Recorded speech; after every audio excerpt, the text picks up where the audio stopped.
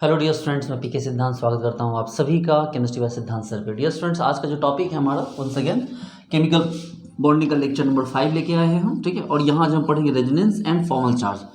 देखिए dear students, यहाँ resonance पढ़ेंगे, रेजोनेटिंग स्ट्रक्चर के बारे में पढ़ेंगे, रेजोनेंस एनर्जी के बारे में पढ़ेंगे और काफ़ी सारी चीज़ें होंगी जो यहाँ पर हम लोग क्या कंप्लीट करेंगे। और ये टॉपिक बहुत इंपॉर्टेंट है, ठीक है। हर एग्जाम में से क्वेश्चन पूछते हैं और जैसे कि आपको पता है कि केमिकल बॉन्डिंग सीरीज अभी चल रही है, इसमें हम लोग पहले केमिकल बॉन्डिंग पढ़ रहे हैं, फिर हम लोग जो है आपको मेन ग्रुप एलिमेंट पढ़ेंगे और कंप्लीट टॉपिक हम लोग वन बाय वन करके इसको कंप्लीट करेंगे, ठीक है। तो चलिए डियर स्टूडेंट्स, टाइम को वेस्ट ना करते हुए सीधे हम लोग टॉपिक स्टार्ट करते हैं। और हमारा टॉपिक है आज का, सबसे पहले बात करते हैं रेजोनेंस के बारे में। रेजोनेंस, ठीक है। रेजोनेंस के पहले आपको कॉन्सेप्ट को समझना होगा। रेजोनेंस पढ़ना क्यों होता है? देखिए, होता है क्या ना कि कुछ ऐसे कंपाउंड होते हैं जिनको किसी एक स्ट्रक्चर से दिखाया नहीं जा सकता है। There are so many compound which can't be so which can't be seen by a single structure.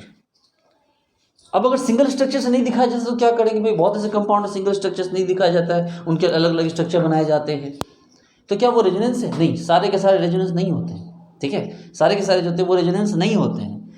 लेकिन अगर ऐसा करने के लिए पाई इलेक्ट्रॉन डिलोकलाइज हो गया तो वो रेजोनेंस हो जाएगा। जैसे एक बात समझिए, जैसे कि ये एक बेंजीन है, समझिए बात को, ये एक क्या है? एक बेंजीन है। इस बेंजीन का स्ट्रक्चर इससे मैच कर जाता है। देखिए, इस बेंजीन का जो अनसैचुरेशन फैक्टर है, अनसैचुरेशन फैक्टर का आपको फॉर्मूला पता है, 2C+2 + n - h - x divided by 2। कितना निकलेगा इसका? बेंजीन का 4 निकलेगा। सिंपल सोचिए ना, जितने रिंग हो गए, ठीक है, जितने पाई बॉन्ड है सबको जोड़ दीजिए तो आपको क्या होगा? अनसैचुरेशन फैक्टर आ जाएगा। देखिए, इसमें एक रिंग है और 3 पाई बॉन्ड है, तो 3 1 4 हो गए। यहाँ भी देखिए ना, 1 2 3 और 4, यहाँ तो डायरेक्ट 4 रिंग हो गए, तो अनसैचुरेशन फैक्टर यहाँ भी 4, ये 3 3 6 कार्बन हो गए। लेकिन ये रेजोनेंस नहीं है, ये आइसोमर्स है। ये क्या हो गए? ये आइसोमर्स हो गए, ये आपको स्ट्रक्चरल आइसोमर्स हो गए, लेकिन रेजोनेंस नहीं हुए। रेजोनेंस का मतलब क्या होता है कि जब किसी एक स्ट्रक्चर को, मतलब एक कंपाउंड को दिखाने के लिए अलग अलग स्ट्रक्चर बनाया जाए, और ये जो स्ट्रक्चर्स हो प्यारे बच्चे लोग, इन स्ट्रक्चर्स में डिफरेंस ये हो कि ये स्ट्रक्चर एक दूसरे से पाई इलेक्ट्रॉन के डिलोकलाइजेशन के बिहाफ पे अलग हो। अगर ये दोनों स्ट्रक्चर, जितने भी स्ट्रक्चर्स हैं, अगर ये पाई इलेक्ट्रॉन की डिलोकलाइजेशन के बिहाफ पे एक दूसरे से अलग होते हैं तो इसी को हम लोग क्या कहते हैं? हम लोग रेजोनेटिंग स्ट्रक्चर, ठीक है। चलिए, तो आपको बात समझ में आ गई होगी कि रेजोनेटिंग स्ट्रक्चर क्या है और रेजोनेंस क्या है। अब भाई रेजोनेंस इसी प्रोसेस को, इसी फिनोमेना को रेजोनेंस कहते हैं। पाई इलेक्ट्रॉन की डिलोकलाइजेशन से जो नए नए स्ट्रक्चर्स बनते हैं, इन स्ट्रक्चर रेजोनेटिंग स्ट्रक्चर कहते हैं, और इस फिनोमेना को क्या कहते हैं हम लोग? रेजोनेंस कहते हैं, ठीक है। जैसे देखिए, सपोज कीजिए कि ये एक हमारे पास एक स्ट्रक्चर है, देखिए ऐसे ऐसे ऐसे, ये हमारे पास एक स्ट्रक्चर है, ठीक है। अब अगर ये स्ट्रक्चर, तो भाई साहब क्या कर सकते हैं? एक तो तरीका भाई, इसको तोड़िए, पहले तोड़िएगा तो क्या हो जाएगा? देखिए, ये प्लस, ये माइनस, यहाँ है, यहाँ है, फिर ये माइनस यहाँ आएगा तो फिर ये टूट के यहाँ जाएगा, फिर क्या हो जाएगा भाई? ये यहाँ है, यहाँ माइनस है, यहाँ आपको जो है यहाँ आ गया, यहाँ प्लस आ गया, फिर ये यहाँ आएगा तो ये उठ के यहाँ जाएगा, तो क्या बन जाएगा? तो ऐसे ऐसे ऐसे ऐसे। अब देखो, यहाँ पाई बॉन्ड, यहाँ पाई बॉन्ड, यहाँ प्लस और यहाँ माइनस, माइनस के साथ लोन पे भी है, डोंट वरी। लेकिन इन सबको एक साथ हम दिखाने के लिए क्या करेंगे? इन सबको एक साथ दिखाने के लिए हम ऐसे कर देंगे और ऐसे कर देंगे, ये। तो ये हो गया रेजोनेटिंग स्ट्रक्चर, और वो क्या हो गया? हमारा रेजोनेंस हाइब्रिड। ये हो गया क्या? रेजोनेटिंग स्ट्रक्चर, और ये क्या हो गया? Resonance hybrid. अपने दिल को मजबूत कर लीजिए, क्योंकि ये सब कुछ होता ही नहीं है, ये सब सिर्फ एक थ्योरी है, ठीक है। ये जो स्ट्रक्चर्स है ना, ये सारे स्ट्रक्चर्स क्या है? बस हाइपोथेसिस है आपके लिए। चलिए, मैं आपको एक चीज़ दिखाता हूँ। जैसे देखिए, ये जो आप देख रहे हैं, ये यही है ना? देखिए तो, गौर से देखिए तो यही है क्या? मिलाइए तो, एक बार मैच करने की कोशिश कीजिए, देखिए तो क्या यही है? सोचिए, देखिए कितने कार्बन? कार्बन देखिए तो, ऊपर कार्बन गिनिए, यहाँ कार्बन गिनिए, कितने? 6 कार्बन है, देखिए तो, 1 2 3 4 5 6, और सबके बीच में क्या है? बने पाई बॉन्ड बने हैं। अब यहाँ रेजोनेंस कैसे कराना होता है हमें? गौर से देखिए। सबसे पहले हम क्या करेंगे भाई? तो पाई बॉन्ड को यहाँ से ब्रेक किया हमने, देखो पाई बॉन्ड को हमने यहाँ से क्या किया? ब्रेक किया। ये पाई बॉन्ड, तो यहाँ माइनस, सॉरी यहाँ प्लस, और यहाँ क्या हो गया? माइनस। अब देखो, ये यहाँ गया इस पे, इसने इससे तोड़ दिया इसको, और इससे क्या किया? बॉन्ड बना लिया। अब देखो दूसरा वाला स्ट्रक्चर बन गया, देखो अब यहाँ माइनस है, यहाँ तो प्लस है ही, देखो ये वाला स्ट्रक्चर, सेकंड वाला, देखो ये वाला, ये देखो। अब फिर क्या किया हमने? फिर इसको और आगे बढ़ाया, देखो इसको और आगे बढ़ाया, तो पता चला यहाँ वाला बॉन्ड तोड़ के ये यहाँ जुड़ गया, और देखो ये तीसरा बॉन्ड बन गया, देखो तीसरा लास्ट स्ट्रक्चर बन गया, देखो देखिए। अब यहाँ माइनस है और यहाँ प्लस है, देखो। तो इस तरह से क्या किया हमने? स्ट्रक्चर्स यहाँ पर ड्रॉ किए, और इन्हीं स्ट्रक्चर्स को, जो हमने अलग अलग स्ट्रक्चर देखा, इनको क्या कहा, इन्हीं को कहा गया रेजोनेटिंग स्ट्रक्चर्स। और ये जो एक कंप्लीट ऐसा हुआ कि हमने बताया कि हाँ भाई इलेक्ट्रॉन इस तरह से मूव कर रहा है इस डायरेक्शन में, that's called resonating resonance hybrid. क्या कहा गया इसको, इसी को कहा गया रेजोनेंस हाइब्रिड। चलिए अब इसी चीज़ को हम लोग एक अलग स्ट्रक्चर में लेते हैं। मान लीजिए ये क्या है हमारा, देखिए तो क्या है ये, बताइए क्या है ये, देखिए सोच के बताइए क्या है ये। देखिए पाई बॉन्ड बने हुए हैं सब अपनी जगह पे, बिल्कुल एग्जैक्टली सही कहा तुमने, सबने सही सोचा, ये बेंजीन है। ठीक है, ये क्या हो गया भाई आपका, तो ये आपका बेंजीन हो गया। देखिए ये आपका हो गया इस तरह से बेंजीन। हाइड्रोजन भी इस तरह लगे हुए हैं। अब लोग जी सर हाइड्रोजन के पीछे क्या दिमाग लगाना, ये देखो अब क्या हो गया, ये पाई यहाँ से यहाँ आएगा तो ये पाई यहाँ से यहाँ आएगा तो ये पाई यहाँ से यहाँ आएगा। आप चाहे तो एक ही बार में दिखा दो, या तो आप इसको अलग अलग दिखाओ। आप दिखाओ कि भाई साहब देखिए आपको पता है ये चीज़ें, देखो ना, बस इसको देख लो ताकि आप कभी पढ़ाने का मौका मिले तो आप इसके बारे में जान लो। बस देखो पाई बॉन्ड को यहाँ से तोड़ना, देखो प्लस माइनस, अब इस पाई बॉन्ड को यहाँ जोड़ देना। देखो देखो अब इसको यहाँ जोड़ दो, तब क्या हो गया, यहाँ देखो ऊपर प्लस और यहाँ माइनस आ गया, फिर उसको यहाँ ले आओ। देखो देखो ये यहाँ, अब देखो क्या हो गया, माइनस यहाँ आ गया, अब प्लस यहाँ है, फिर वापस इनको जोड़ दो। देखो केकुले वाला स्ट्रक्चर बन जाएगा। देखो अभी पाई बॉन्ड यहाँ था और यहाँ था, अब पाई बॉन्ड यहाँ है और यहाँ है, यही तो केकुले स्ट्रक्चर हो गया। देखो जब हमने इसको घुमा दिया तो क्या बना आपका, तो आपका स्ट्रक्चर ऐसा बन गया। डियर स्टूडेंट्स एकदम रिलैक्स हो जाओ। देखो हमने पाई बॉन्ड का डायरेक्शन को क्या किया, बदल दिया। देखो पहले पाई बॉन्ड यहाँ था, अब यहाँ है और यहाँ है। तो ये जो है, ये जो प्रोसेस है, ये प्रोसेस क्या कहलाता है, ये प्रोसेस कहलाता है रेजोनेंस। ठीक है, इसी में आता है रेजोनेंस, एरोमेटिसिटी। ठीक है, बहुत सारी चीज़ें हैं वो हम लोग अभी नहीं करेंगे कि वो तो एक अलग टॉपिक है। एरोमेटिसिटी का टॉपिक यहाँ केमिकल बॉन्डिंग से अलग है। ठीक है, ऐसे आप मैंने करवाया है, आप देखना लिखना resonance and chemical bonding by PK सिद्धांत, तो बहुत विस्तार से आपको एक वीडियो आ जाएगा यूट्यूब पे, और वहाँ से आप उसको जो है पूरा एरोमेटिसिटी का पूरा कॉन्सेप्ट आप उसको देखना, लिख देना ना एरोमेटिसिटी बाय पीके सिद्धांत। ठीक है, चलो अब यहाँ से हम लोग आगे बढ़ते हैं। ये स्टूडेंट्स कुछ कंडीशंस होती हैं, रेजोनेंस होने की कुछ कंडीशंस होती हैं जिनको आपको फुलफिल करना जरूरी है, तभी जाके रेजोनेंस माना जाएगा, अदरवाइज रेजोनेंस होना नहीं हुआ जाएगा। रेजोनेंस जो है होना माना ही नहीं जाएगा। सबसे पहली कंडीशन क्या है भाई, तो सबसे पहली कंडीशन है कि pi bond conjugation with pi bond. Note करिए, pi bond conjugation with pi bond, कि पाई बॉन्ड का कॉन्जुगेशन किसके साथ होना चाहिए, पाई बॉन्ड के साथ। देखो अब यही तो पढ़ रहे थे हम, ये देखो यही है ना, ये यहाँ देखो चलता जाएगा ये। तो पाई bond conjugation with pi bond. दूसरा लो, दूसरा क्या लेंगे हम दूसरा लेंगे भाई, और भी एग्जांपल देखा, अभी बेंजीन का एग्जांपल देखा हमने, ये है ना, हमने इसका एग्जांपल देखा, हमने जो है बेंजीन के बाद हमने नेफ्थलीन का एग्जांपल देखा। ठीक है, हमने किसका देखा, नेफ्थलीन देखा। नेफ्थलीन के बाद जो है हमने एंथ्रासीन देखा, है ना बच्चे लोग, समझ रहे बात को, बिल्कुल हमने एंथ्रासीन देख लिया। ये देखो उसके बाद क्या देखा हमने, फिर फेनेंथ्रीन देखा। एंथ्रासीन के बाद क्या देखा हमने, फिर एंथ्रासीन के बाद हमने फिर फेनेंथ्रीन देखा। ये देखो, ठीक है ना, देखो तो इस तरह से आप इसके स्ट्रक्चर बना सकते हो। ये क्या हो गया, एंथ्रासीन, फेनेंथ्रीन, इन सब में जो रेजोनेंस हुआ वो सिर्फ इसलिए हो रहा है क्योंकि पाई के साथ कॉन्जुगेशन में कौन है, पाई बॉन्ड। देखो ये रेजोनेंस होता चला गया। चलो दूसरी कंडीशन कौन है, कंडीशन नंबर 2। कंडीशन नंबर 2 कहता है कि pi bond conjugation with positive charge, कि जो पाई बॉन्ड हो वो किसके साथ कॉन्जुगेशन में हो, पॉजिटिव चार्ज के साथ कॉन्जुगेशन में। ये देखो यहाँ और यहाँ आ जाओ। देखो पाई bond conjugation with positive charge, देखो जो पाई बॉन्ड है उसका कॉन्जुगेशन किसके साथ है, पॉजिटिव चार्ज के साथ है। तो क्या हो जाएगा, देखो ये यहाँ और ये यहाँ। देखो इस पॉजिटिव ने खींचा, जब इसने खींचा तो ये यहाँ से यहाँ आ गया, इसने खींचा तो ये यहाँ से यहाँ आ गया, और इसने खींचा तो ये यहाँ से क्या हो गया, यहाँ आ गया। अरे बात समझ में, आप देखो और भी देख सकते हो भाई। देखो आपको सब पता है ये चीज़ें, लेकिन इस कंडीशन पर आपने सोचा नहीं होगा कि ऐसी कुछ कंडीशन हो भी सकती है। देखो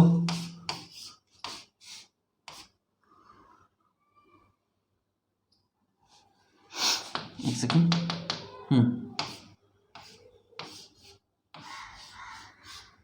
ये देखो प्लस,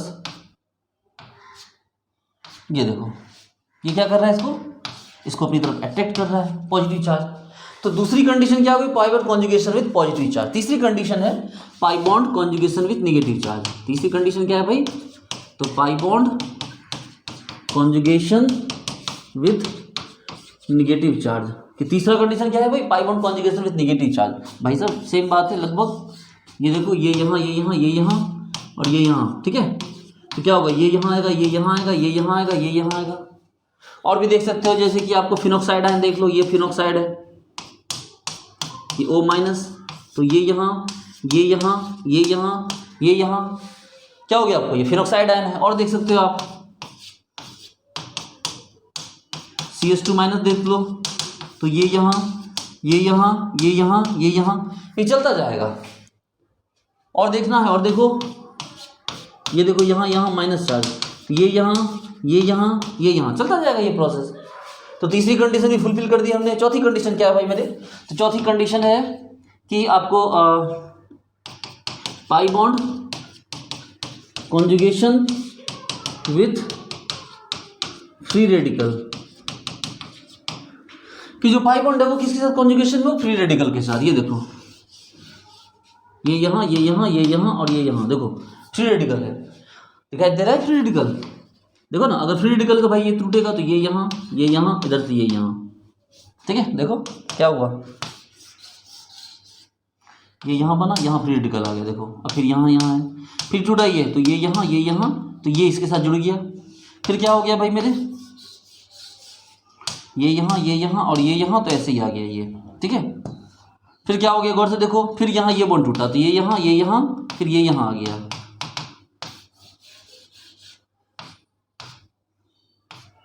ये देखो, समझ रहे हो बात को। तो चौथी कंडीशन कौन सी हो गई कि आपको पाई bond conjugation with lone pair, मतलब लोन पेयर नहीं, आपको क्या बोले, फ्री रेडिकल। एक और कंडीशन है, पांचवी कंडीशन। फिफ्थ कंडीशन क्या है, पाई bond conjugation with only lone pair, negative charge नहीं इस बार, ओनली लोन पेयर। पहले लोन पेयर साथ नेगेटिव चार्ज भी था, इस बार लोन पेयर ओनली है। तो क्या फर्क पड़ता है, देखो ये मान लो ये हो गया फिनॉल, नहीं हो जाएगा, ये यहाँ क्या एनिलीन, ठीक है। एनिलीन में थोड़ा कम होता है, नहीं कि बराबर होता है, इसलिए तो नाइट्रोजन वर्डन नहीं होता यहाँ पर, लेकिन आप करवा सकते हो ऐसे। उसी तरह से आप ले लो और टॉलुइन ले लो, मैं टॉलुइन नहीं ले लो, एनिसॉल ले लो OCH3 लगा के, क्या बेंजीन में OCH3 लगा दो, एनिसॉल हो जाएगा। तो कहने का मतलब है कि यहाँ भी आपका रेजोनेंस स्टार्ट हो जाएगा। और छठा कंडीशन क्या है, सबसे इंपॉर्टेंट तो खैर नहीं बोलेंगे। छठा कंडीशन, इससे स्टेबिलिटी जुड़ा हुआ है आपका। छठा कंडीशन है कि भाई positive charge conjugation with negative charge, positive charge with negative charge. जो पॉजिटिव चार्ज है कॉन्जुगेशन किसके साथ हो, नेगेटिव चार्ज के साथ। चलो देखो ये यहाँ नहीं, ये पॉजिटिव यहाँ नेगेटिव, तो क्या हो जाएगा, देखो ये यहाँ और ये यहाँ, देखो क्या हो जाएगा, रेजोनेंस हो गया। आप बोलोगे कि सर एक बात बताओ सर, इन दो, एक स्ट्रक्चर ये रहा सर, और एक स्ट्रक्चर देखो सर हम दूसरा बना रहे हैं, दूसरा सेम स्ट्रक्चर ही बना रहे हैं सर। ये देखो ये स्ट्रक्चर हमने बनाया सर, ठीक है। एक काम करते हैं सर, यहाँ प्लस लेते हैं, यहाँ माइनस लेते हैं सर। देखो तो वही स्ट्रक्चर क्या हमने बिल्कुल लगभग वही स्ट्रक्चर, रेजोनेटिंग स्ट्रक्चर है उसका। देखो आप बोलोगे सर एक सवाल है मेरा, बोले क्या सवाल है भाई, रुक जाओ सर पूछ रहे हैं सवाल। देखो सर एक और स्ट्रक्चर बना दो सर,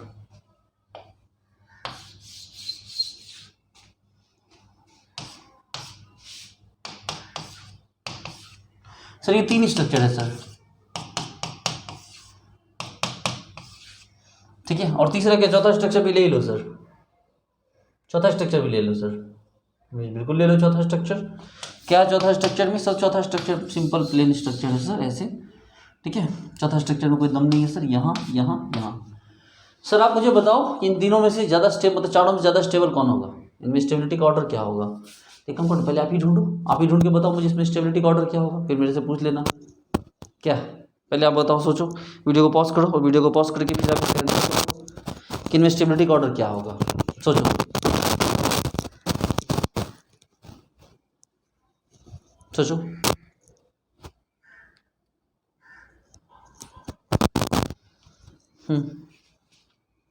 क्या होगा इसमें स्टेबिलिटी का ऑर्डर। चलो ठीक है, आपका आंसर मिल गया होगा आपको।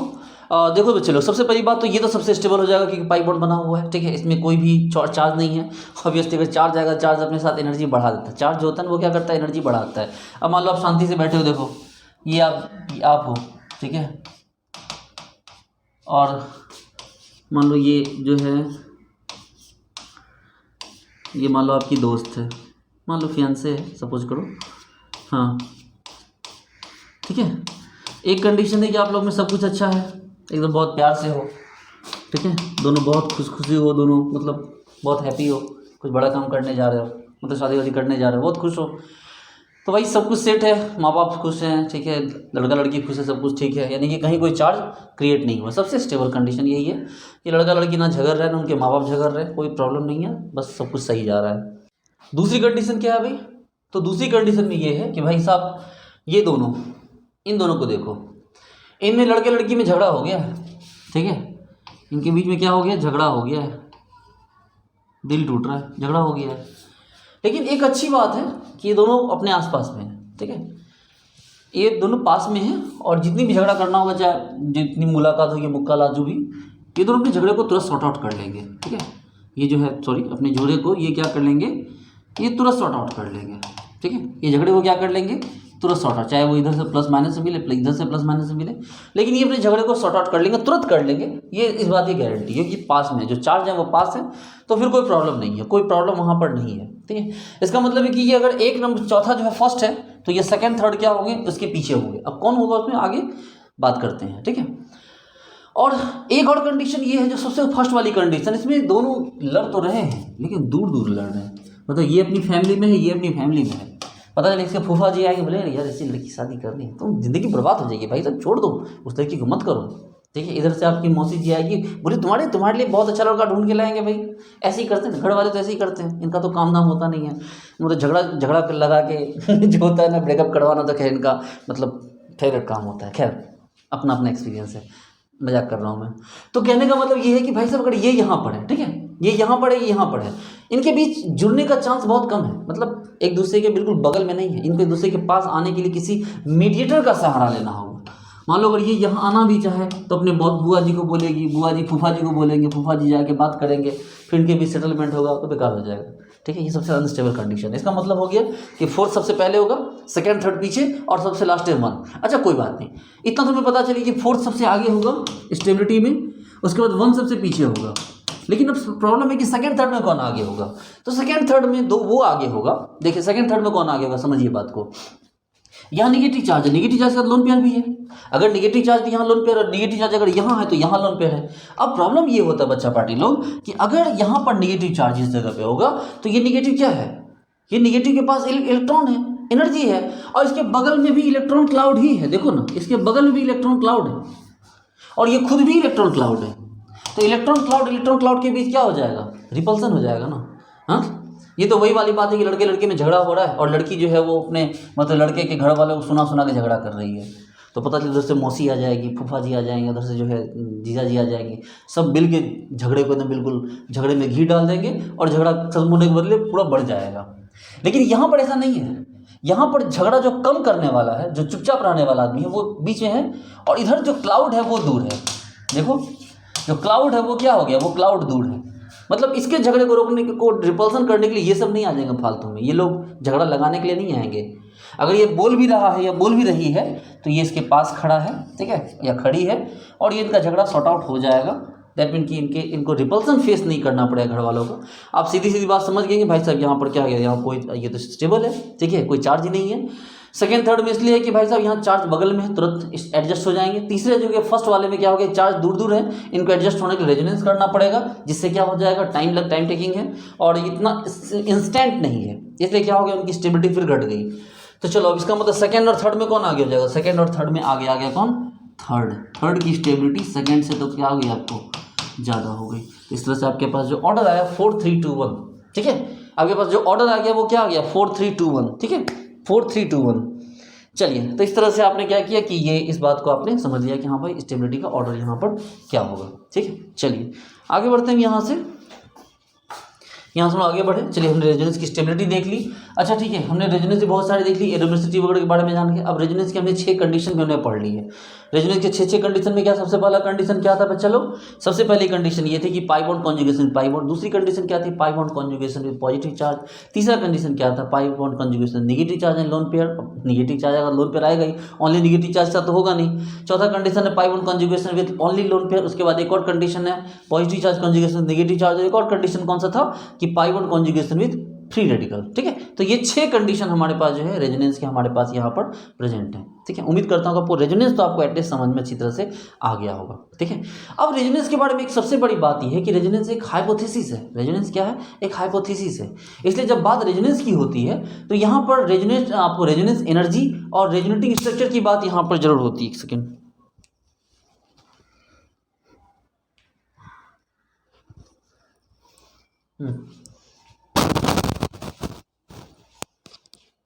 ठीक है, देखिए। हाँ, तो मैंने क्या बोला, रेजोनेंस की बात होगी तो रेजोनेटिंग स्ट्रक्चर की बात होगी, रेजोनेंस एनर्जी की भी बात होगी। ठीक है, रेजोनेटिंग स्ट्रक्चर की बात होगी, रेजोनेंस एनर्जी की भी बात होगी। अब सवाल उठता है कि रेजोनेटिंग स्ट्रक्चर तो आप समझ गए, रेजोनेंस हाइब्रिड के बारे में क्या बात करूँ मैं? वो तो खैर बच्चों वाली बात आप लोग पढ़ते हैं। रेजोनेंस हाइब्रिड क्या? जब कोई स्ट्रक्चर, मतलब जितने टाइप के स्ट्रक्चर बना रहे हैं उसमें एक डॉट डॉट डॉट दिखा दो तो वो क्या होगा? रेजोनेंस हाइब्रिड हो गया। लेकिन अब बात फंसती है रेजोनेंस एनर्जी पे। रेजोनेंस एनर्जी को समझना थोड़ा सा डिफिकल्ट होता है। देखिए रेजोनेंस एनर्जी क्या है कि सपोज कीजिए कि यहाँ पर हमने एक,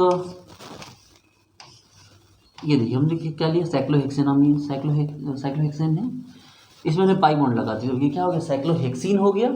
अगर इस साइक्लोहेक्सीन को हमने हाइड्रोजन देके क्या कर दिया? जला दिया। ठीक है, हमने हाइड्रोजन देके जला दिया तो क्या बना? ये साइक्लोहेक्सेन बना, है ना? साइक्लोहेक्सेन बना।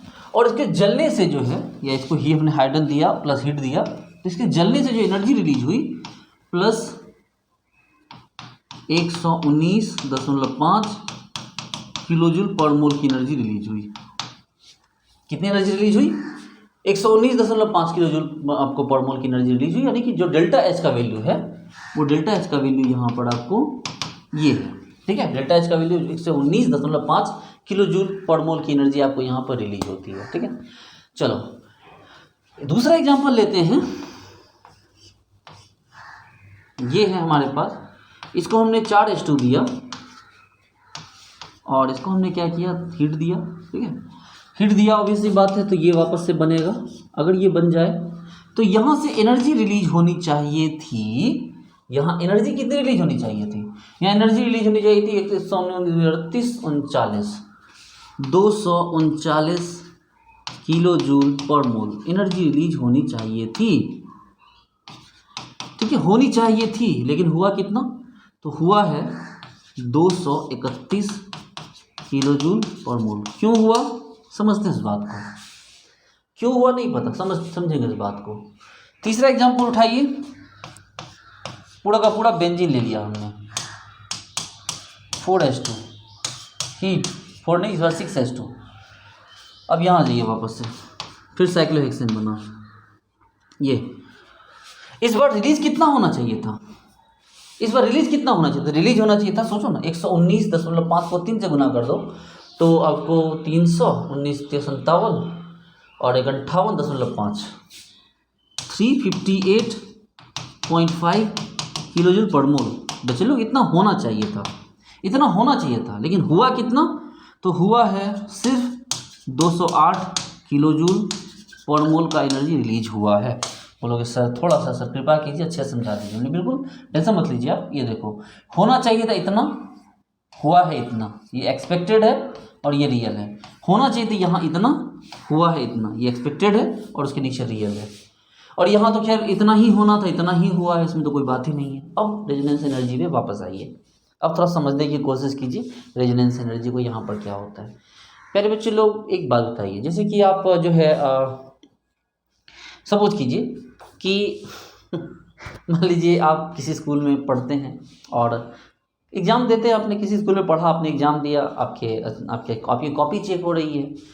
कॉपी चेक हो रही है तो उसमें आपको जो है मान लो कि मार्क्स आ रहे हैं 80 मार्क्स आ रहे हैं। सपोज करो आपको कि आप कॉपी चेक हो रही है और आपके मार्क्स कितने आ रहे हैं? आपके मार्क्स 80 आ रहे हैं। सपोज करो टीच चेक करने वाला जो टीचर है वो आपको नहीं जानता है, तो भाई जो 80 आ रहा है वो 80 ही देगा। लेकिन सपोज करो कि चेक करने वाला जो टीचर है वो आपका कोई किसी दोस्त के पापा हो, कोई या खुद के आपके पापा हो, या कोई रिलेटिव हो, फूफा जी, जीजा जी, मामा जी, नाना जी, कोई भी हो, तो उस सिचुएशन में क्या हो जाएगा? उस सिचुएशन में होगा ये कि अगर 80 मार्क्स आ रहे हैं उस बच्चे के, तो उसको दिया जाएगा 85, 88, 89, उसको जस्टिफाई करके उसके मार्क्स बढ़ा दिए जाएंगे। क्यों बढ़ा दिए जाएंगे? क्योंकि उसके साथ एक एक्स्ट्रा अफेयर आ गया, एक एक्स्ट्रा जो है मतलब एक्स्ट्रा रिलेशन जो था वो यहाँ पर निकल कर सामने आ गया। ठीक है, तो बात यही होती है। जैसे कि हमारे पास पाई बॉन्ड है, पाई बॉन्ड को जब हम जलाते हैं, ठीक है, पाई बॉन्ड को पहले हीट करते हैं, जलाते हैं, कुछ एनर्जी देते हैं और फिर कुछ एनर्जी में वापस से मिलता है। तो जब हम पाई बॉन्ड को जलाते हैं जिससे हमें एनर्जी मिलती है, तो वो एनर्जी प्रत्येक पाई बॉन्ड के हिसाब से 119.5 किलो जूल प्रति मोल एनर्जी आनी चाहिए। क्योंकि ये अकेला है पाई बॉन्ड, इसलिए इसमें इतना ही आना चाहिए था और इतना ही आया है, कोई फैक्टर ही नहीं अलग से। ठीक है, इसके कोई फैक्टर है ही नहीं। इसकी कॉपी एक ऐसे टीचर ने चेक की जो उसको जानता ही नहीं, जितना आना चाहिए उतना ही दे दिया। लेकिन अब 2 पाई बॉन्ड है, 2 पाई बॉन्ड के हिसाब से एक पाई बॉन्ड का अगर 119.5 था, 2 पाई बॉन्ड का कितना होना चाहिए था? 119.5 गुना 2 कीजिएगा, 19 दूनी 38 और 0.5 गुना 1 और हो गया 239 आना चाहिए, 239। लेकिन हुआ क्या कि चूंकि इसमें रेजोनेंस हो रहा है, ये आपस में क्या है, रेजोनेंस कर रहे हैं, और रेजोनेंस के कारण ये हो गया स्टेबल। ये रेजोनेंस के कारण क्या हो गया ये स्टेबल। अब इनको तोड़ना पहले की तरह क्या हो गया, आसान रहा नहीं। तो आपको एनर्जी देनी पड़ी, समझो बात को, आपको एनर्जी देना पड़ा इनको तोड़ने के लिए। जिस एनर्जी में टूट रहे थे उस एनर्जी को लेके भी नहीं टूटेंगे, अब इनसे पहले से ज़्यादा एनर्जी लेंगे ये। और अगर ये पहले से ज़्यादा एनर्जी लेते हैं तो आपको जो आउटपुट मिलेगा वो क्या हो जाएगा, वो कम हो जाएगा। सोचिए ना, समझिए बात को, कि जो आपको कॉपी है, ठीक है, जो आपके मतलब जो आपका बॉन्ड है, उस पाई बॉन्ड में रेजोनेंस हो रहा है, तो आपको पहले तो उसको तोड़ना अब आसान नहीं रहा आपके लिए। तोड़ने के लिए आपको एक्स्ट्रा एनर्जी फोर्स लगाना होगा, जिसके चक्कर में जो आपका आउटपुट है, अब मान लो 240 का आउटपुट मिलना था, लेकिन जो 8 जूल है वो 8 जूल खर्च हो गया एक्स्ट्रा, 8 जूल एक्स्ट्रा खर्च हो गया इस रेजोनेंस के इफेक्ट को ख़त्म करने में। This is called resonance energy. ये जो 8 जूल है यहाँ पर, ये क्या हो गया, यहाँ पर आपका रेजोनेंस एनर्जी हो गया। अब बात समझिए, ठीक है, जैसे कि बात समझिए, जैसे कि अब यहां पर 3 पाई बॉन्ड है, 3 पाई बॉन्ड के हिसाब से अगर 119.5 को 3 से गुना करें तो हमारा आ जाएगा 358.5 किलो जूल पर मोल। लेकिन सच्चाई में क्या हो रहा है, तो सच में ये हो रहा है कि इस 3 पाई बॉन्ड को जलाने से जो एनर्जी मिली तो वो तो मात्र 208 किलो जूल मिल रही है। ऐसा क्यों भाई, ऐसा क्यों हो रहा है? ये 208 किलो जूल पर मोल एनर्जी क्यों मिल रही है? कोई किलो कैलोरी में कन्वर्ट कर दो तो छोटा हो जाएगा, 100 इसको किलो कैलोरी में कन्वर्ट कर दो तो ये लगभग ये कब 28 के आसपास आ जाएगा। तो कोई किलो कैलोरी में कन्वर्ट करता है, कोई जूल में, तो मैं किलो जूल में कर रहा हूँ। चलो, तो मैंने क्या बोला कि भाई साहब 3 के हिसाब से 358.5 आना चाहिए, लेकिन रियल में कितना गया, 208 किलो जूल पर मोल आया। इसका मतलब ये है कि मिलना तो था आपको 358, लेकिन आपको आया कितना, 208, यानी कि लगभग 150.5 किलो जूल का घपला हो गया। यहाँ पर 150.5 जूल लग गए इसके रेजोनेंस एनर्जी, जो रेजोनेंस हो रही थी इसके इफेक्ट को साइड करने में, इसके इफेक्ट को साइडलाइन करने में। समझ रहे बात को, कि आपके पास जो खर्च हो गए इसको करने में, जिसके चक्कर में क्या हुआ कि आपको जितना मिलना चाहिए था आउटपुट, वो उतना आउटपुट नहीं मिला। मैंने जो भी एग्जांपल दिया कॉपी चेक करने, इसका उल्टा लेके चलो तो वो एग्जांपल भी आपको समझ में आ जाएगा कि आपको भी मल्टी डायमेंशनल में सोचना होता है। ठीक है, आप ये सोचो कि यहाँ से यहाँ आते, अगर यहाँ से यहाँ आते तो आप उल्टा सोचोगे तो आपको वो बात प्रूफ हो जाएगी। तो कहने का मतलब ये है कि आपको मिलना था 358.5, लेकिन मिला 208 ही, तो गया कहाँ 150, तो वो चला गया इस 150, इसका जो रेजोनेंस हो रहा था उस रेजोनेंस के इफेक्ट को साइडलाइन करने में, बाईपास करने में, उसको तोड़ने में, उस रेजोनेंस के इफेक्ट को। इसलिए उस इफेक्ट में जो एनर्जी बर्बाद हो गई हमारी, दैट्स कॉल्ड रेजोनेंस एनर्जी। तो रेजोनेंस एनर्जी का यही मतलब होता है, जिसको थोड़ा सा आपको अच्छे से समझना होगा। ठीक है, कि हमने यहाँ पर क्या किया कि भाई साहब हमें जितना बॉन्ड तोड़ना था उसके हिसाब से प्रत्येक बॉन्ड हमें क्या मिला था, 119.5 किलो जूल पर मोल हमें एनर्जी मिलनी थी। एक तोड़ा तो कोई बात नहीं, मिल गया। दूसरा तोड़ा 2 थे, रेजोनेंस कर गए, जिसके चक्कर में 8 जूल एक्स्ट्रा एनर्जी देना पड़ा। जिसके कारण हमें क्या एनर्जी कम मिल गई। यहाँ 3 आ गए, तो 3 में भी 150 क्यों लग गया? क्योंकि एक तो रेजोनेंस हो रहा है और दूसरा जो फैक्टर है वो एरोमेटिसिटी है, कि रेजोनेंस प्लस एरोमेटिसिटी दोनों एक साथ आ गए और इस इफेक्ट को तोड़ने में हमें 150.8 जूल की एनर्जी, मतलब 150.5 जूल की एनर्जी लगभग, ये हमारी क्या हो गई, बर्बाद हो गई, जो उसके रेजोनेंस के इफेक्ट को ब्रेक करने में लगा, जो उसकी एरोमेटिसिटी के इफेक्ट को ब्रेक करने में लगा, इसलिए हमें इतना बर्बाद करना पड़ा। इसी को हम क्या बोलते हैं? इसी को बोलते हैं रेजोनेंस एनर्जी। अब इसी को आप ऐसे दिखाएंगे, देखिए, ये देखिए, जैसे ये है आपका, ये देखिए, इसमें कहीं जाने की जरूरत नहीं है, ये जहां है वहीं रहना है आपको, ठीक है। गौर से देखिए, ये जो हो गया, देखिए ये हो गया, इसमें होना कितना चाहिए था भाई?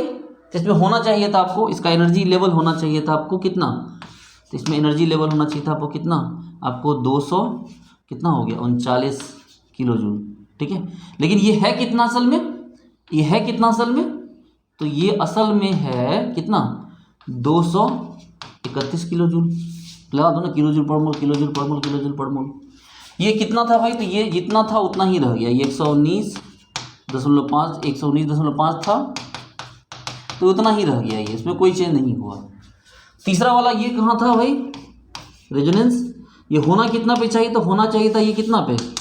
तो होना चाहिए था ये कितना, 300 कितना आपको, 58.5 पे। लेकिन आया कितना इसका रेजोनेंस एनर्जी, मतलब कितना गैप पे आ गया? ये एक्चुअली कितना पे आया? तो ये आ गया 208 पे। तो ये जो गैप था यहाँ जो देख रहे हैं ना, ये जो 8 का गैप है, यहाँ जो 8 किलो जूल पर मोल का जो गैप है, और यहाँ कितना हो गया? तो यहाँ 150 किलो जूल पर मोल का जो गैप है, यही जो गैप है, इसी को हम लोग क्या करते हैं? इसी गैप को तो रेजोनेंस एनर्जी कहा जाता है। बोलिए, आई बात समझ में? किसी गैप को क्या कहा गया? इसी गैप को कहा गया रेजोनेंस एनर्जी। तो चलिए, आपको पूरी बात समझ में आ गई, रेजोनेंस एनर्जी का कॉन्सेप्ट क्या है। रेजोनेटिक स्ट्रक्चर का कॉन्सेप्ट सीख चुके हैं आप, रेजोनेंस एनर्जी कॉन्सेप्ट सीख चुके हैं। अब हम लोग प्यारे बच्चे लोग यहाँ से आगे बढ़ते हैं, ठीक है। रेजोनेंस एनर्जी के बारे में समझना जरूरी था। अब हम लोग यहाँ से आगे बढ़ते हैं और हम लोग क्या इंपॉर्टेंट देखते हैं, अपना फॉर्मल चार्ज, ठीक है। हम लोग यहाँ से क्या करेंगे? फॉर्मल चार्ज देखेंगे। प्यारे बच्चे लोग, फॉर्मल चार्ज क्या है? फॉर्मल चार्ज क्या है? तो भाई साहब, फॉर्मल चार्ज का सेंस यहाँ पर ये है कि किसी के पास आइसोलेटेड कंडीशन में जितने इलेक्ट्रॉन होने चाहिए थे, माइनस उसके पास कंबाइंड या सैचुरेटेड स्टेट में जितने इलेक्ट्रॉन हैं, उनका जो गैप होता है, उस गैप को ही फॉर्मल चार्ज कहते हैं। समझ रहे बात को? किसी के पास कितना, जैसे कार्बन के पास जो आइसोलेटेड, अगर कार्बन आइसोलेटेड कंडीशन में, तो उसके वैलेंस इलेक्ट्रॉन कितने होंगे? 4, भारी इलेक्ट्रॉन 4, नाइट्रोजन 5, ऑक्सीजन 6, क्लोरीन 7, ठीक है। आपको जो अगर इनर्ट गैस हो गए तो 8 हो गए। तो उसके पास जितने होने चाहिए थे उसको रखिए, और उसमें से माइनस कर दीजिए किसको? तो जितना उसके पास क्या था प्रेजेंट टाइम में, जितना उसके पास है। प्लीज़ बच्चे लोग इसमें इसको डिफिकल्ट मत बनाइए। कुछ लोग क्या करते हैं इसमें मोनोवैलेंट डाइवैलेंट, सॉरी, कुछ लोग इसमें मोनोवैलेंट डाइवैलेंट का कॉन्सेप्ट जोड़ देते हैं, पता चला पूरा का पूरा कचरा कर देते हैं वो। आपको ये काम नहीं करना है, ठीक है। आपको देखिए क्या करना है। सपोज कि सबसे पहले उठाइए CO2, लेविस स्ट्रक्चर बनाइए। देखिए, लेविस स्ट्रक्चर बना लेंगे तो सबसे आसान है, आपको बनाना आता ही होगा। देखो ये है ना, आपको पता है कि भाई साहब कार्बन पे कितना इलेक्ट्रॉन होता है? 4 वैलेंस, नाइट्रोजन पे 5, ठीक है, ऑक्सीजन पे कितना हो गया? 6 हो गया, क्लोरीन पे कितना हो गया? 7 हो गया, क्लोरीन पे कितना हो गया? 7 हो गया, अगर जीनोन रेडॉन वगैरह हो तो कितना हो गया? 8 हो गया। आपको वैलेंस तो इतने ही होते हैं ना। चलो देखो, ऑक्सीजन, मैंने क्या बोला भाई कि आइसोलेटेड कंडीशन में, आइसोलेटेड इलेक्ट्रॉन माइनस क्या? सैचुरेटेड या आपको कंपाउंड फॉर्म, कि जब वो कंपाउंड फॉर्म में है चाहे कंबाइंड फॉर्म में है, तो इसका जो गैप होता है इलेक्ट्रॉन का, उसी को क्या कहते हैं हम लोग? उसी को कहते हैं फॉर्मल चार्ज। देखिए बच्चे लोग, बिल्कुल आसान तरीके से, आसान भाषा में सीख लीजिए आप। जैसे हमारे पास CO2 है, ठीक है, हमने क्या किया, यहाँ पर CO2 है। चलो देखो, सबसे आसान तरीका CO2 को लेना, ये लो CO2 को, आपके पास ये से है। अगर ऑक्सीजन की बात करें तो ऑक्सीजन के पास इलेक्ट्रॉन बेसिकली कितने होते हैं? तो सर ऑक्सीजन के पास 6 इलेक्ट्रॉन होते हैं, और यहाँ काउंट कीजिए तो कितना है सर? यहाँ अगर काउंट करेंगे सर, तो सर 2 इलेक्ट्रॉन तो यहाँ है, 2 इलेक्ट्रॉन यहाँ है, और एक यहाँ, एक यहाँ, तो सर यहाँ भी 6 ही है। इसका मतलब फॉर्मल चार्ज कितना हो गया इस पर? 0।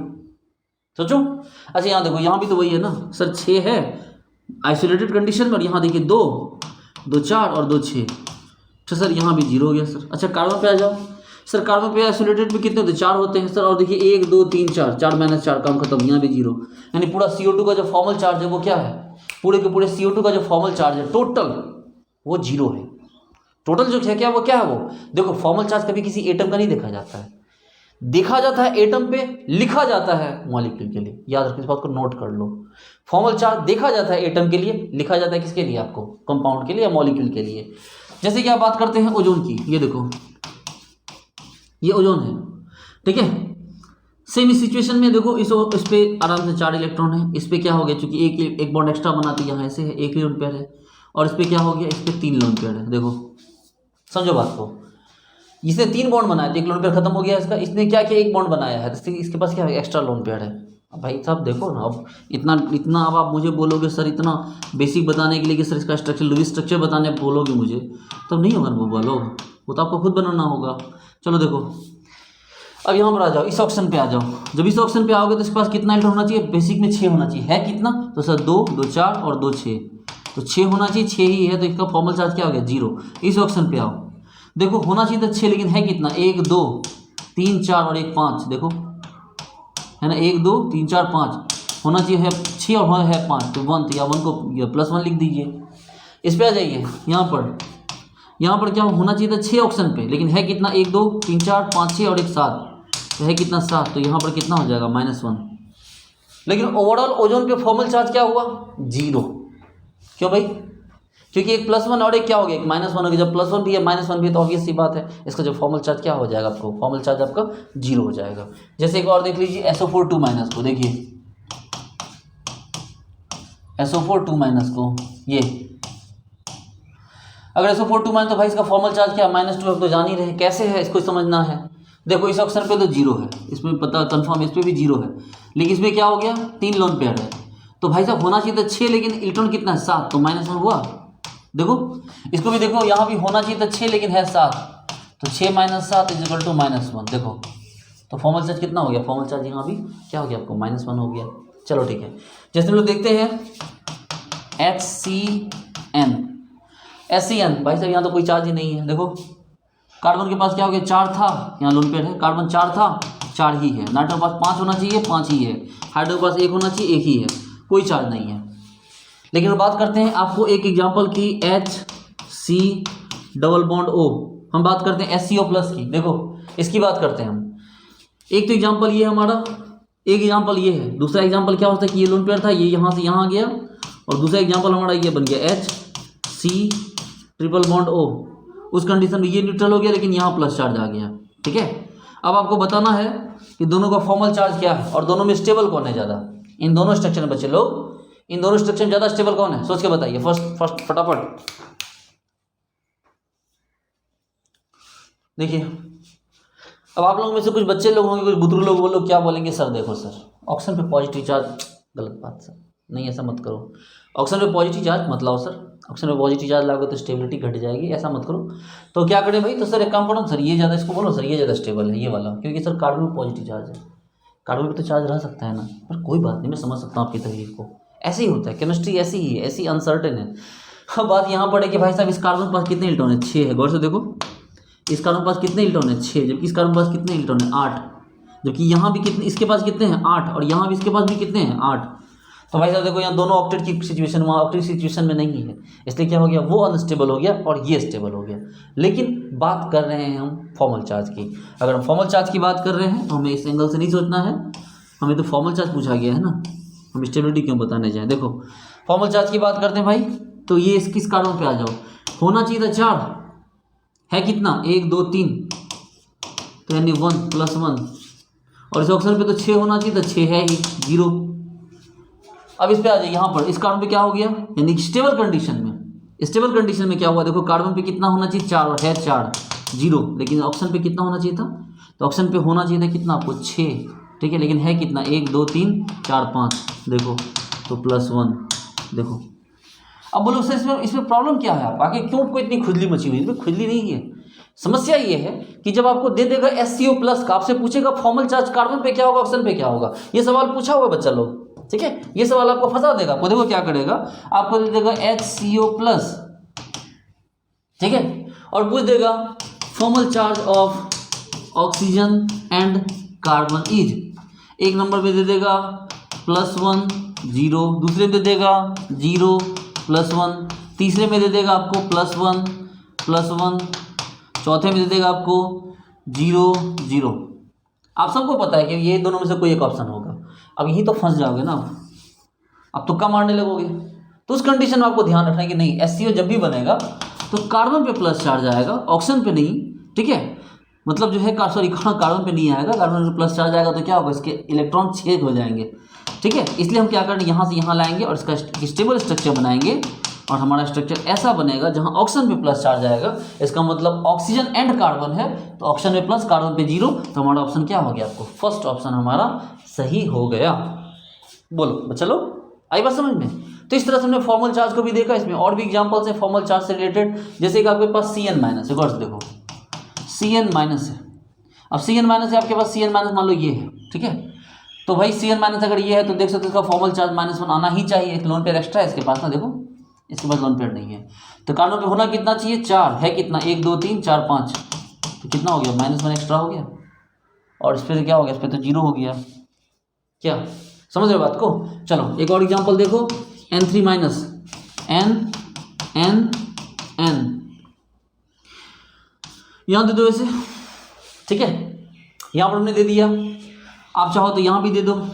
अब सिचुएशन ये है कि भाई इस नाइट्रोजन पे क्या हो गया, देखो लोन पेयर नहीं रहा, क्योंकि 4 बॉन्ड बने बस लोन पेयर तो रहेगा नहीं, तो नाइट्रोजन पे क्या हो गया भाई, बात समझो, ठीक है। नाइट्रोजन पे क्या हो गया, और यहाँ पर क्या हो जाएगा, क्योंकि इसका बॉन्ड कम बना है, नाइट्रोजन कम 3 बॉन्ड बनाता तभी तो एक मतलब 3 बॉन्ड बनाते एक लोन पेयर होता है। यहाँ देखो 2 बॉन्ड है, एक लोन पेयर तो पहले से होगा, और एक बॉन्ड चूंकि कम बना है तो एक लोन पेयर क्या होगा, एक्स्ट्रा होगा। अब यहाँ देखो N3 पे, इस नाइट्रोजन पे होना चाहिए तो 5 है, 4 क्या हो गया +1। इस नाइट्रोजन पे आ जाओ, कितना होना चाहिए, 5 होना चाहिए, है कितना 6 -1। इस नाइट्रोजन पे आ जाओ, होना चाहिए तो 5, लेकिन 1 2 3 4 5 6 है, कितना 6, तो क्या हो गया आपको -1। तो कहने का मतलब ये बच्चे लोग कि इसका ओवरऑल फॉर्मल चार्ज कितना हो गया आपको, N3-। एक और स्ट्रक्चर बन सकता है इसका N3- का, देखो एक और स्ट्रक्चर बन जाएगा, क्या बनेगा, N इस तरह से N ट्रिपल बॉन्ड N, एक चार्ज ये भी बन जाएगा, ठीक है, ये वाला, ये देखो एक ये भी बन गया।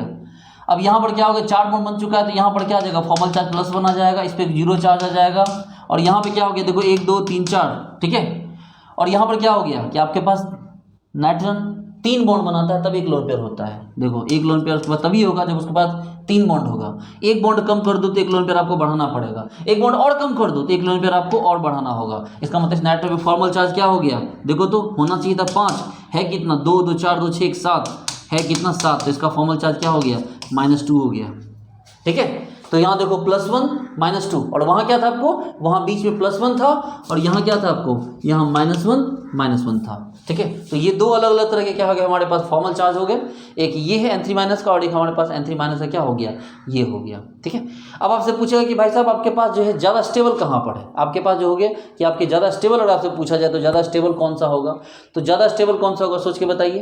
तो ज़्यादा स्टेबल ऊपर वाला होगा, क्यों ऊपर वाला होगा, क्योंकि वहाँ पर जो एक चार्ज कॉम्बिनेशन है, थोड़ी देर पहले मैंने आपको बताया था एक चीज़, बच्चे लोग क्या बोला था मैंने थोड़ी देर पहले, कि जो चार्ज कॉम्बिनेशन होना चाहिए, मतलब जो पॉजिटिव चार्ज होने चाहिए वो नेगेटिव के बगल में होने चाहिए, है ना। इससे क्या होता है, बेटर होता है। तो देखो यहाँ एक पॉजिटिव है एक नेगेटिव है, पॉजिटिव एक कॉम्बिनेशन बना हुआ है, जबकि यहाँ पर एक ही जगह पे क्या होगा, 2 नेगेटिव चार्ज है, एक ही जगह पे 2 नेगेटिव चार्ज को उसके बगल में क्या हो गया, +1 है, ठीक है। तो एक ही जगह पे 2 नेगेटिव चार्ज होने के कारण क्या हो गया, इसकी स्टेबिलिटी क्या हो गई, कम हो गई, ठीक है। तो चलिए, तो इस तरह से क्या हो गया कि हमने देखा कि हाँ भाई ये जो हमारे पास कंपाउंड है, तो इस तरह से हमने फॉर्मल चार्ज को भी निकालना यहाँ पर सीख लिया। तो उम्मीद करता हूँ आपको सारी बात अच्छे से समझ में आई होगी। तो आगे भी हम लोग ऐसे ही समझते रहेंगे, ठीक है। तो डियर स्टूडेंट्स, मिलते हैं नेक्स्ट लेक्चर में। नेक्स्ट लेक्चर हम लोग और आगे बढ़ेंगे, और केमिकल बॉन्डिंग को हम लोग इसी तरह खत्म करते जाएंगे। उम्मीद करता हूँ आपको सारी बात समझ में आ रही होगी। किसी भी तरह का डाउट हो तो आप कमेंट में मुझे ज़रूर बताइए, ठीक है। Thank you so much, bye.